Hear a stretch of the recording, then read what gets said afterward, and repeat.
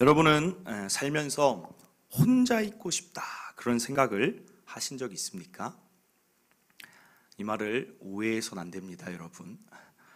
싱글로 혼자 있고 싶다 그 질문이 아닙니다. 가끔 아무도 만나고 싶지 않을 그럴 때가 있어요. 사람들하고 이야기 안 하고 싶지도 않고 그냥 집에 있거나 아니면 나 혼자 어디로 잠시 떠나서 나 혼자만 있고 싶다, 그런 마음이 들 때가 있을 줄 압니다. 주로 언제 그런 마음이 드십니까? 마음이 심란하거나 마음이 답답하거나 삶의 염려와 문제가 생길 때 우리는 그런 마음이 듭니다. 그런데 오늘 이 모습을 누구에게서 볼 수 있냐면 예수님에게서 볼 수 있다는 거예요. 의아하죠?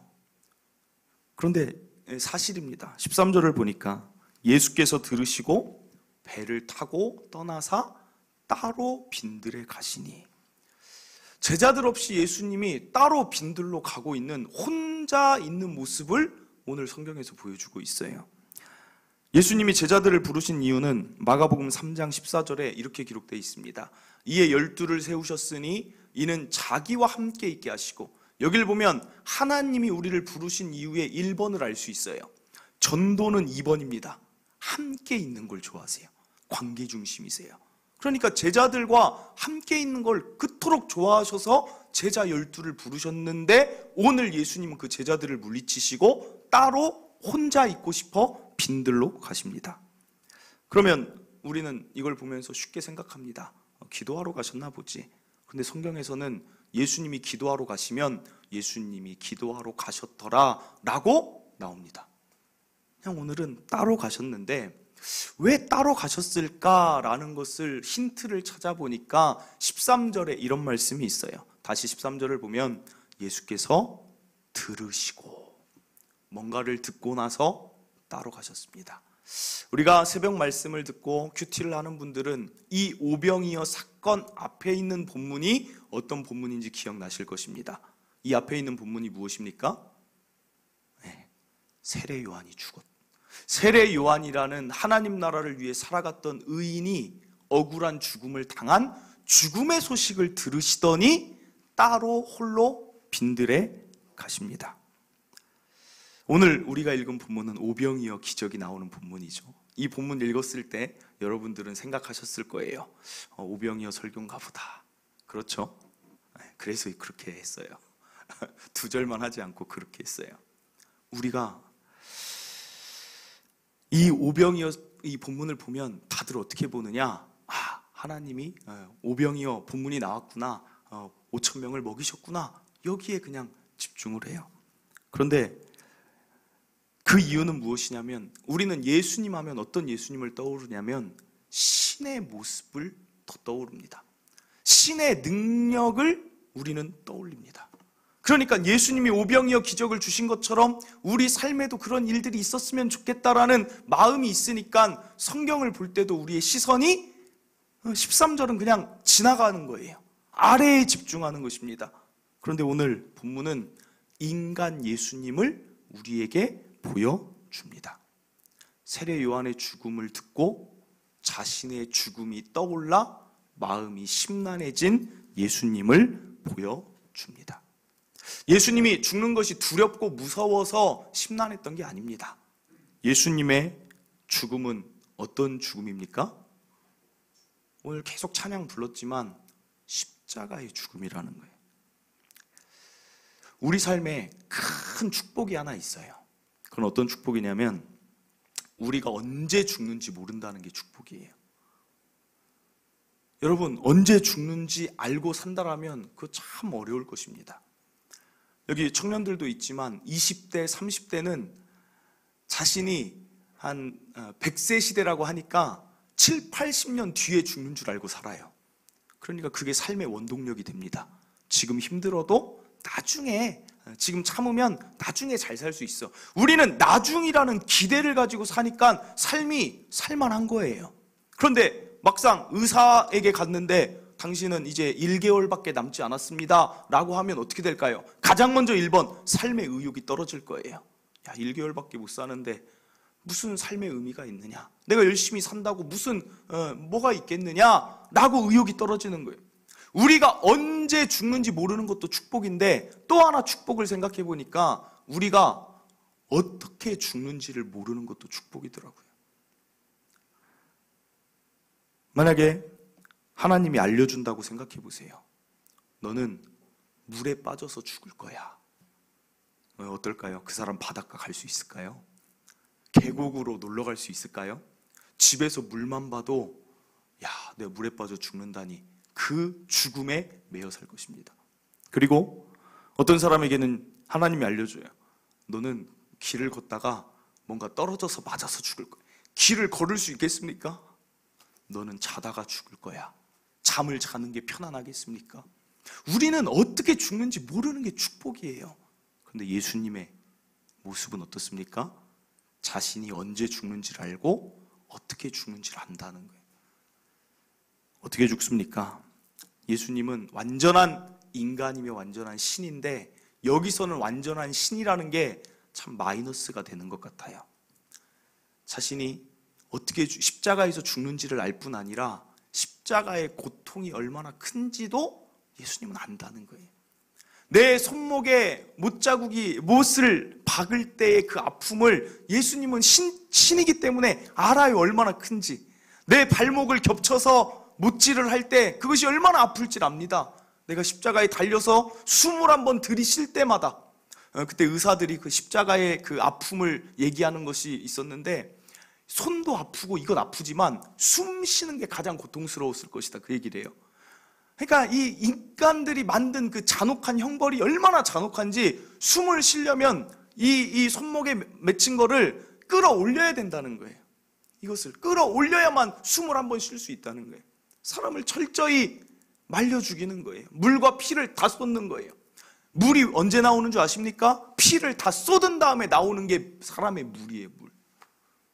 너무나 잔인한 그 십자가의 고통이 세례 요한 의인의 죽음 앞에 나의 죽음이 떠올랐다는 사실입니다. 예수님도 자신의 십자가의 죽음이 어려운 거예요. 이건 저의 추측이 아닙니다. 저의 그냥 의견이 아닙니다. 마태복음 26장 38절에 예수님이 십자가에 달리시기 전에 이런 말씀을 하세요. 제자들에게 하시는 말씀입니다. 내 마음이 매우 고민하여 죽게 되었으니, 예수님이 내가 마음이 죽을 것 같아 라고 지금 제자들 피조물 앞에 하소연을 하고 있어요. 너희는 여기 머물러 나와 함께 깨어있으라. 나 위에 기도해 달라는 것입니다. 그런데 제자들 자고 있습니다. 이어서 39절에 하나님께 부탁을 하세요. 조금 나아가사 얼굴을 땅에 대시고 엎드려 기도하여 이르시되, 내 아버지여, 만일 할만하시거든 이 잔을 내게서 지나가게 하옵소서. 이 잔은 무슨 말이냐면 이 십자가로만 제가 죽어야 됩니까? 지금 이 얘기예요. 하나님, 제가 꼭 십자가로 죽어야만 인간들의 죄를 대속하는 것입니까? 라고 얘기하는 거예요. 내가 아까 말한 대로 물에 빠져 죽어도 내가 인류의 죄를 위해 죽은 거고, 내가 불에 타서 죽어도 유독가스로 한 번에 죽어도 나 죽는 건 똑같으니까 할만하시거든, 가능하시다면 십자가의 죽음만큼은 좀 물리쳐 주시면 안 되겠습니까? 라고 마지막 그 순간에도, 죽음을 앞둔 상황에서도 다시 한번 부탁을 드린다는 거예요. 그런데 하나님의 대답은 무엇입니까? 너는 십자가로 죽어야 돼. 이유가 뭘까요? 왜 하나님은 예수님을 꼭 십자가의 방법으로만 죽이시려고 할까요? 그 이유는 그것이 저와 여러분의 죄의 크기를 보여주는 것입니다. 저와 여러분이 담당해야 될 죄의 대가가 그 십자가라는 사실이에요. 우리의 죄의 크기가 너무나 크기 때문에 그 십자가는 우리 십자가입니다. 예수님의 십자가가 아니라 우리 십자가인데 예수님이 대신 지었을 뿐입니다. 그러나 그걸 보면서 우리의 죄의 대가가 저거구나.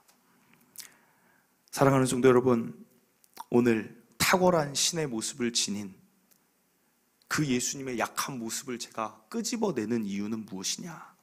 그 이유는 때로는 우리가 예수님의 십자가를 너무 쉽게 생각할 때가 많다는 거예요. 우리에게 이루어진 일이 얼마나 어려운 일이었고 고통스러운 일이었는데 우리는 때론 삶에 쫓겨서 우리를 위해 하신 예수님을 잊어버릴 때가 있다는 것입니다.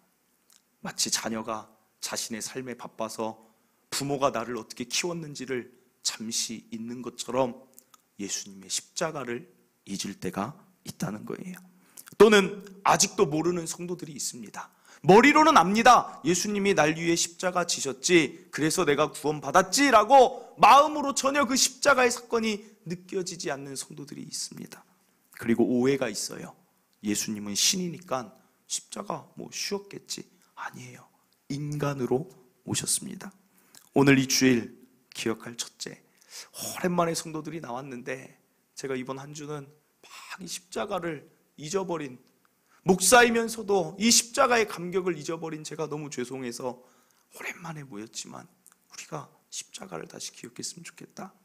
오늘 기억할 첫째, 우리를 위한 예수님의 십자가는 결코 쉽지 않았다는 것을 다시 한번 기억하시길 바랍니다. 영국의 찰스 스펄전 목사님이 하루는 서재에 들어가서 하루 종일 나오질 않는 거예요. 사모님이 찾아가서 왜 이렇게 하루 종일 나오지 않습니까? 가서 봤더니 막 울고 있는 거예요.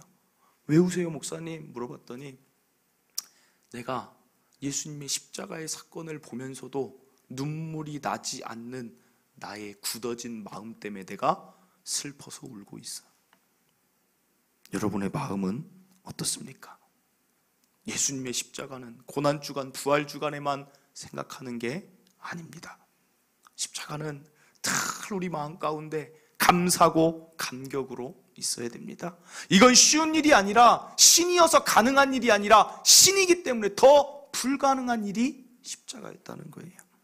우리는 값없이 구원받았지만 결코 값싼 구원이 아니라는 것입니다. 인간 예수님이 받으신 것을 다시 한번 생각해 보세요. 요즘 저와 여러분이 힘든 이유가 무엇입니까? 코로나19에 걸려서 우리가 힘듭니까? 코로나19로 바뀌어진 상황에 적응하는 게 힘든 거예요. 그러면 예수님은 그 환경이 얼마나 바뀌셨습니까? 신이 인간이 되었다는 거예요. 우리 여기 어디 한 군데만 이렇게 어디에 베어도 얼마나 아파요. 얼마나 아파. 제가 그래서 예전에 아이들을 데리고 수련회 때 그걸 한번 해본 적이 있어요.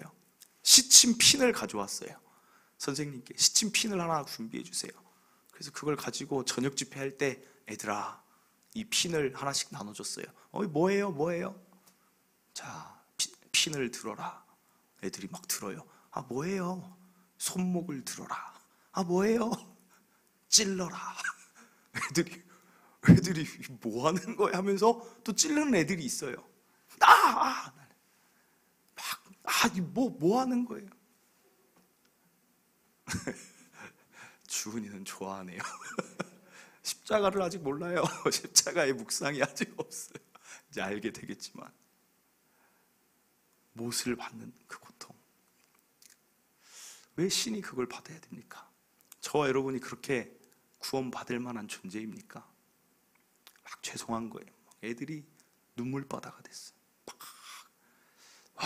왜 우리 위해서 이런 이 핀 하나도 내가 여기다 저는 정말 그때 예수님의 고통을 생각하려고 꽂으려고 했어요. 진짜 시침핀을 내가 손목에 한번 꽂아봐야겠다. 얼마나 아픈지 제가 꽂았을까요? 그냥 앞부리만 닿아도 견딜 수가 없어요. 그걸 왜 당하시냐는 거예요. 누가 우리한테 기분 나쁜 말, 지난주 온유에 대한 설교했는데 여러분 한 주간 온유하셨습니까? 누가 우리 기분 나쁘게 한마디만 해도 우리는 온유하지 않아요. 근데 예수님은 멸시천대 십자가 모든 조롱을 다 받지만 그래도 오셨다는 거예요. 저는 그게 너무 감사해요. 여러분 같으면 알고 오시겠습니까? 올 수 없는 길을 예수님은 오셨다는 것입니다. 사랑하는 성도 여러분, 신앙의 깊이는 어디서 결정되느냐? 십자가의 깊이에서 결정이 돼요. 내가 십자가에 대한 묵상이 깊을수록, 내가 십자가가 너무 감사할수록 나의 삶과 나의 신앙은 달라집니다. 가장 먼저 특징은 눈물이 그렇게 많아져요. 신앙생활하면 참 이상합니다. 예수님 생각하면 막 그렇게 눈물이 많아지. 제가 십자가를 준비하는데 우리 사모가 저한테 그래요.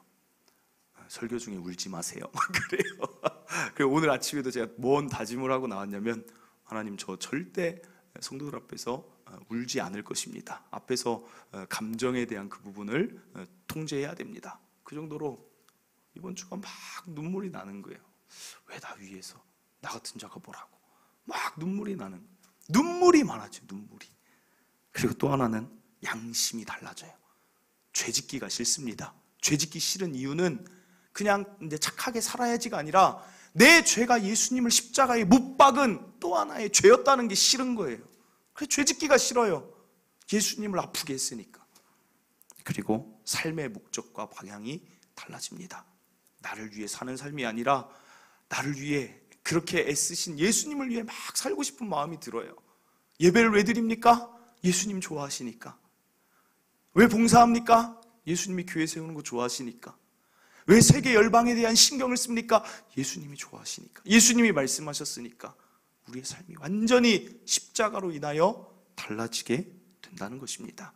저는 오랜만에 현장에 오신 우리 여러분들이 다시 무엇이 회복했으면 좋겠는가? 십자가의 감격이 회복되기를 바랍니다. 이어서 한 가지 더 살펴볼 것은, 오늘 빈들에 가신 예수님, 잠시라도 혼자 있고 싶은데 사람들은 막 또 찾아옵니다. 그때 예수님이 무엇 하셨는가? 14절입니다. 예수께서 나오사 큰 무리를 보시고 불쌍히 여기십니다. 예전에는 이 말씀 보면 예수님 하시는 3대 사역이 가르치고 전파하고 고치는 사역이니까 예수님 사역대로 하셨네 라고 그냥 지나가는 구절인데, 13절을 생각하고 힘드신 인간 예수님의 모습을 생각하고 14절을 보니까 이게 또 다른 거예요. 사실 누가 가장 불쌍한가? 예전에 어떤 기사를 누가 신학 그 사람이 썼는데, 기자가 기사를 썼는데, 이 세상에서 가장 불쌍한 사람은 사실 예수님이다, 그렇게 썼어요. 예수님이 가장 불쌍해요. 신이 인간 된 사람이 어디 있어요? 이런 고통을 알고 죽음을 알고 산 사람이 어디 있습니까? 그런데 그 예수님이 하시는 말씀은 너희가 더 불쌍해라고 말하는 거예요. 놀랍지 않습니까? 제가 이전에도 한번 설교했는데, 이 세상은 누구를 불쌍히 여기는가에 따라 사람의 삶은 달라집니다. 사람은 자신이 사랑하는 사람을 더 불쌍하게 봅니다. 이 세상에 많은 사람들은 누구를 사랑하느냐? 지금 요즘 시대는 나를 사랑해요. 나를 왜 사랑하느냐? 내가 불쌍하기 때문에. 그냥 자기 연민이라 그렇습니다. 내가 불쌍해요. 일을 해도 남들보다 내가 더 일 많이 하는 것 같아요. 남들보다 내가 직장생활 더 힘들게 하는 것 같아요. 나의 집안의 상황이 내가 가장 힘든 데에서 내가 여기까지 온 것 같아요. 내가 불쌍하니까 나를 사랑해서 나에게 보상을 주고 나에게 시간을 쓰고 나에게 물질을 쓰고 모든 게 나 중심이 되는 것입니다. 나를 불쌍히 여기는 사람은 나를 사랑하여 나를 위해 삽니다. 부모는 좀 다르죠. 부모는 참 달라요. 독특해요. 부모는 자기가 가서 일 더 많이 해요. 본인이 더 늦게 자요. 본인이 집안일 더 많이 해요. 그런데도 부모는 책가방 메고 가는 자녀가 안쓰럽대요. 부모는 놀다 들어온 자녀가 안쓰럽대요. 대학생들 막 공부하러 가는 줄 여기까지만 할게요. 공부하러 가겠죠. 제가 볼 때는 그 부모님이 더 불쌍하거든요. 부모님이 더 와서 기도하지, 부모님이 밥 챙겨주지, 일하지. 근데 그 부모는 그 아이 공부할 겁니다. 그 아이가 더 불쌍하대요. 그러니까 누구를 위해 살아가요? 부모는 자기가, 객관적으로 보면 자기가 불쌍한데 그 사람은 그걸 몰라요. 부모는 자녀가 불쌍하다고 자녀 위해서 자기의 힘듦은 모르고 막 살아가요. 노부모가 자기 무릎 걷지도 못하는데 자녀들에게 전화해서 너 건강해야 된다. 누가 누구에게 할 소리입니까? 그런데 오늘 그 모습이 어디서 나옵니까? 예수님에게 나오는 거예요. 자신의 몸은 곧 다 찢겨질 건데도, 힘들어 죽겠는데도 무리들이 막 오니까 밥 한 끼 못 먹는 게 막 불쌍한 거예요. 그럼 무엇입니까? 그만큼 사랑한다는 거예요. 오늘 저와 여러분이 기억할 둘째, 예수님은 저와 여러분을 불쌍히 여기십니다. 이 말은 예수님이 저와 여러분을 얼마나 사랑하시는지 그리고 또 하나는 예수님은 누구를 위해 살아가느냐? 저와 여러분을 위해 살아가시는 분이 예수님이라는 사실입니다. 사랑하는 성도 여러분, 저와 여러분은 어떤 자이냐? 저는 여러분들을 생각할 때 특별한 자다, 특별한 자. 정말 존귀한 자다, 귀한 자다. 왜 그렇습니까? 예수님이 여러분을 불쌍히 여기고 여러분을 사랑하니까. 여러분은 특별한 존재예요. 신명기 32장 10절. 여호와께서, 신명기 32장 10절입니다.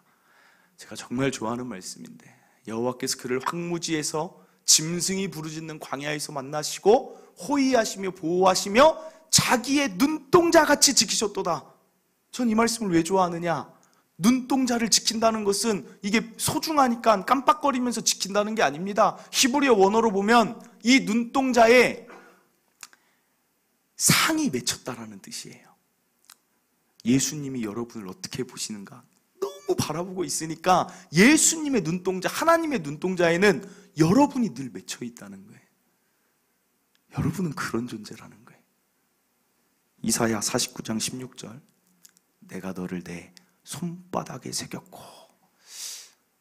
하나님이 문신하고 다니세요.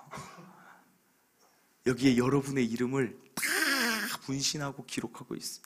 예전에 중요한 거 있으면 요즘 핸드폰 없지만 예전에는 다 손바닥에 적었잖아요. 손바닥에 중요한 거. 하나님의 손바닥에 누가 있느냐? 여러분의 이름이 다 새겨져 있다는 거예요. 얼마나 감사합니까? 그래서 어떤 사람은 말합니다. 우리가 하나님의 사랑을 느낀다라면 우리의 심장은 그 순간 멈출 것이다. 그 사랑이 너무 크기 때문에 그걸 받아들일 수가 없다는 거예요. 바울은 말합니다. 에베소 3장 18절에서 19절. 능히 모든 성도와 함께 지식에 넘치는 그리스도의 사랑을 알고 그 너비와 길이와 높이와 깊이가 어떠함을 깨달아 하나님의 모든 충만하신 것으로 너희에게 충만하게 하시기를 구하노라. 사랑하는 성도 여러분, 저는 이 지식이 여러분에게 있기를 간절히 바울처럼 기도합니다. 하나님, 우리 예수님이 여러분을 얼마나 사랑하고 아끼시는지를 그 너비, 높이, 길이를 다 아시길 바래요. 이걸 알고 살아가는 자는 어떻게 되느냐? 기쁨이 떠나질 않습니다. 저는 저와 여러분이 이 코로나19 시대 때 어떻게 살면 좋을까? 앞으로도 많은 문제들이 있고 어려움이 있을 텐데 어떻게 살면 좋을까? 그것의 핵심은 무엇이냐? 이 예수 그리스도의 사랑에 대한 지식에, 이 사랑에 대한 너비, 높이, 길이를 알고 살면 된다는 거예요. 집을 소유하는 그 기쁨도 있지만, 차를 사는 기쁨, 내 자녀가 잘 되는 기쁨이 있지만 그것은 일시적이라는 것입니다. 그런데 예수의 사랑을 소유하는 기쁨은 일평생, 이것을 누가 빼앗아갈 수가 없다는 거예요. 그래서 예수의 사랑을 아는 자들은 다 어떻게 되느냐? 어떻게 보면 미친 자라는 소리를 들어요. 그리스도인이라는 뜻이 원래는 어떤 용어로 쓰였냐면 그리스도에게 미친 자들이다. 저 사람들은 그리스도의 사랑이 너무 좋아서 거기에 미칩니다. 구약에서는 누가 그런 사람입니까? 다윗이잖아요. 아니, 사울에게 쫓기는 상황인데 굴 속에서 막 하나님 때문에 기뻐하고 찬양하고 뛰어다니고 있어요. 그 밑에 부하들이 볼 때는 정말 이해 안 되는 사람이다. 정말 우리 다윗, 우리가 따라왔지만 미친 사람 같대. 그런데 신약에서도 바울이라는 사람이 그래요. 바울이 모든 걸 다 가졌어요. 돈, 학벌, 모든 스펙을 다 가졌어요. 명예, 인기. 그런데 그 바울이 어떻게 됩니까? 이런 말을 하죠. 사도행전 26장 29절. 바울이 이르되, 사도행전 26장 29절. 바울이 이르되 말이 적으나 많으나 당신뿐만 아니라 오늘 내 말을 듣는 모든 사람도 다 이렇게 결박된 것 외에는 나와 같이 되기를 하나님께서 원하시나이다. 감옥에 있는 자가, 결박되어 있는 자가 말해요. 당신들도 나와 같았으면 좋겠다. 나와 같았으면 좋겠다. 예수 아는 이 기쁨에 있었으면 좋겠다. 그리고 빌립보서에서 말합니다. 빌립보서 3장 8절. 또한 모든 것을 해로 여김은 내 주 그리스도 예수를 아는 지식이 가장 고상하기 때문이라. 다른 게 이제 내 인생에서 별로 중요하지 않아요. 내가 그를 위하여 모든 걸 잃어버리고 배설물, 그런 것들은 아무 가치가 없다. 그리스도를 얻는 게 최고다. 저는 오늘 이 말씀 드리고 싶습니다. 사랑하는 성도 여러분, 여러분 지금 기쁘십니까? 여러분 지금 행복하게 살고 계십니까? 아니면 상황 때문에 어려워하십니까? 어렵다라면 그럴수록 예수님을 더 소유하세요.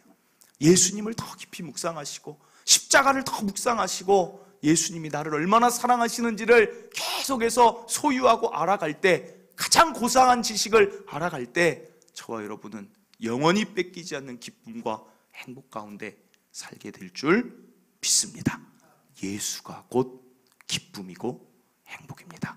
말씀을 맺습니다. 오늘 기억할 첫째, 예수님의 십자가 절대 쉽지 않았고 가볍지 않았다. 우리를 위해 하신 그 인간 예수님의 그 일들을 잘 묵상해 보실 때 우리의 구원에 대한 감격은 더욱더 커질 줄 믿습니다. 둘째로, 예수님이 우리를 불쌍히 여기신다.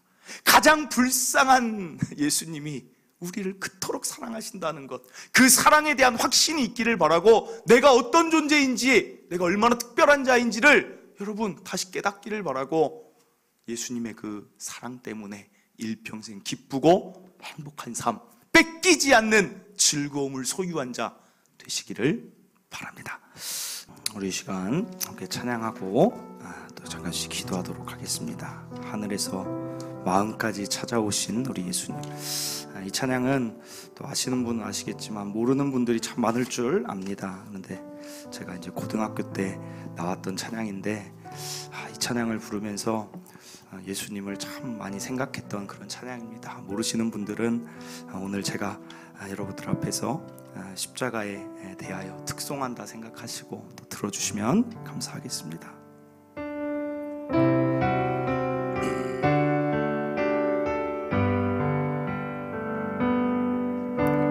주님이 흘린 눈물은 십자가의 무거움 아니라오. 우리의 무지함을 아파하시며 흘리신 눈물이었소. 골고다 그 언덕 길을 우리 위에 걸어야 했던 주님, 비난과 손가락질에 물과 피를 흘려야 했건만, 험난한 주님의 십자가 몹시도 무거웠건만, 우리의 비난과 채찍에 제물되야 했던 주님의 아파하심으로 나 구원 받았으니 이제는 주님을 위하여 이 한 몸 바치리라. 험난한 주님의 십자가 몹시도 무거웠건만, 우리의 비난과 채찍에 제물되야 했던 주님의 아파하심으로 나 구원 받았으니 이제는 주님을 위하여 이 한 몸 바치리라. 당신은 알고 있나요? 죽음 죽음으로 사랑을 하신 것을 우리 예수님께서 자기 몸 다하여 죄인을 사랑하신 것을 당신은 알고 있나요? 당신은 알고 있나요? 죽음으로 사랑을 하신 것을 우리 예수님께서 자기 몸 다하여 죄인을 사랑하신 것을. 아멘. 사랑하는 성도 여러분, 우리 예수님은 여러분을 얼마나 사랑하시냐면 자기 목숨보다 여러분을 더 사랑하십니다. 예수님도 무겁고 힘들었지만 그 이면을 보면 또 기쁨이 있었어요. 여러분을 구할 수 있다라는, 우리를 구할 수 있다라는 그 기쁨 때문에 때로는 빈들에 가서 마음이 힘들었지만 또 기쁨으로 그 십자가의 부끄러움을 참으셨습니다. 사랑하는 성도 여러분, 우리는 예수님의 목숨으로 살게 된 자들입니다. 저와 여러분이 얼마나 귀한 자인 줄 아십니까? 이 세상 어떤 것이 저와 여러분을 힘들게 합니까? 저와 여러분은 예수님의 목숨값으로 살아난 자들입니다. 힘내시고 지치지 마시고 세상 때문에 낙심하지 마시고 우리가 얼마나 소중한 자인지를 깊이 깨달으며 그 사랑에 감격하며, 야, 예수님이 나를 이렇게 사랑하시는데, 예수님이 나를 이렇게 불쌍히 여기시는데 예수님 너무 감사합니다. 그 감격 안에서 저는 저와 여러분이 살았으면 좋겠습니다. 예수님 아프셨지만 예수님은 저와 여러분 때문에 또한 기쁘셨습니다. 그 예수님 생각하시고, 그것이 저와 여러분의 신앙의 깊이. 그리고 오늘 기도할 것, 나도 그 예수님 위해 살고 싶습니다.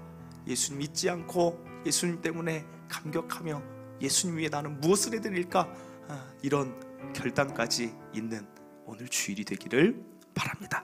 우리 시간 주여 한번 외치고 말씀 들은 것 깨닫고, 내가 이렇게 소중한 존재였군요, 내가 이렇게 아름다운 사랑을 받았군요, 예수님 감사합니다 라는 기도가 하늘로 올라갈 때 기뻐하실 줄 믿습니다. 주여 한번 외치고 기도하도록 하겠습니다. 주여